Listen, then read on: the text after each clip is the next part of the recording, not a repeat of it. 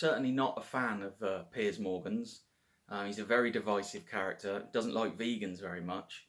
But at the risk of offending a lot of my viewers, I think Piers Morgan absolutely deserves a bloody medal for the way that he's been taking on British ministers and the British government during this lockdown crisis.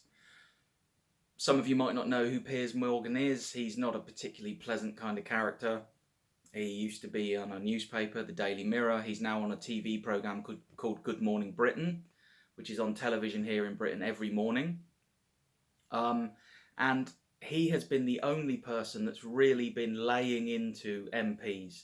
I've been watching lots of videos this week of him just absolutely destroying the government and pointing out the nonsense of Boris Johnson's announcement on Sunday.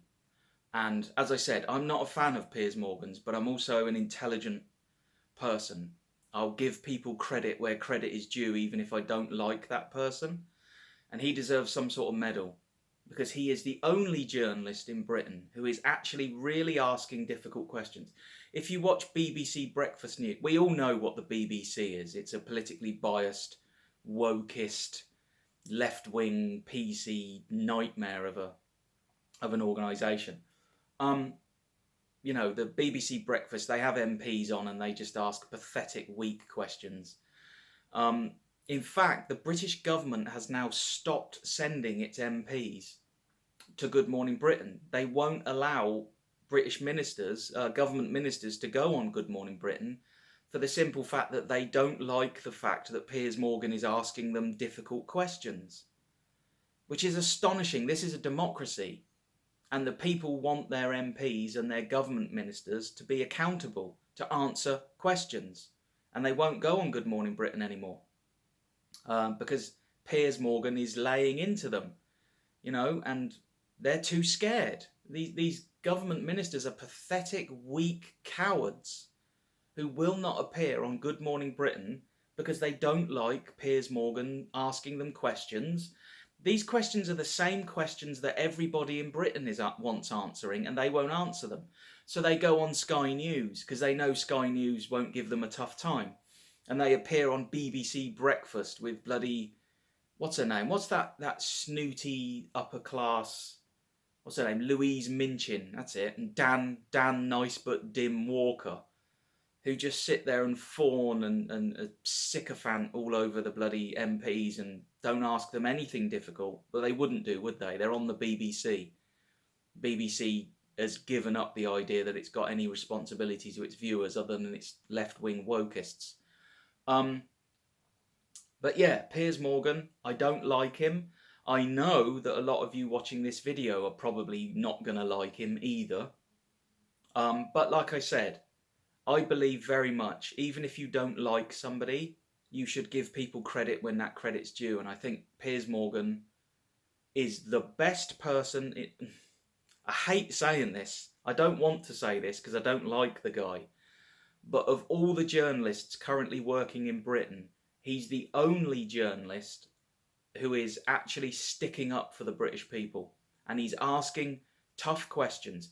His questions are so difficult that the government has now banned any government minister from appearing on his TV show because they don't want their ministers looking like fools when they can't answer. They refuse to answer questions.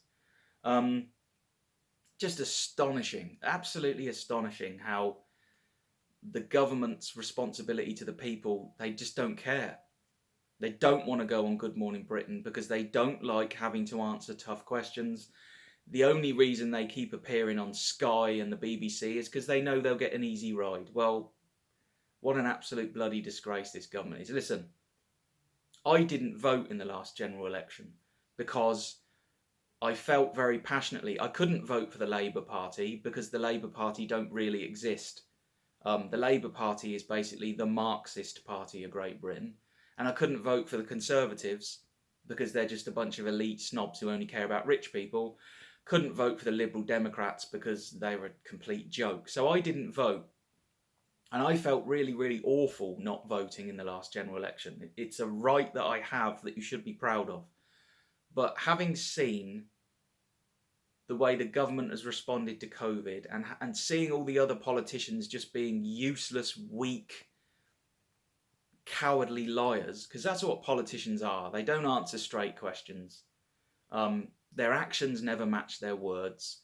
They're not worth our respect. I'm no longer feeling bad that I didn't vote in the general election. I'm actually quite pleased that I didn't use my democratic right to put some idiot into power.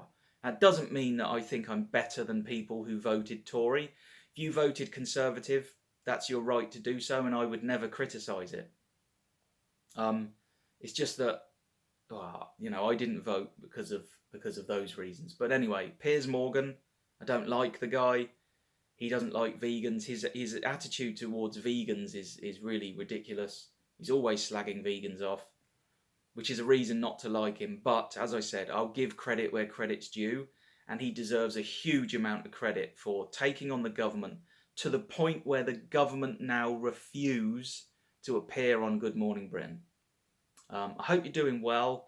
If you're in Britain, I really hope you're doing well, because my anxiety levels since Sunday night have gone through the roof. I feel really odd. I feel like Boris Johnson on Sunday night gave us a big kick in the guts, and now the whole nation is confused and scared, and we don't really know what's going on.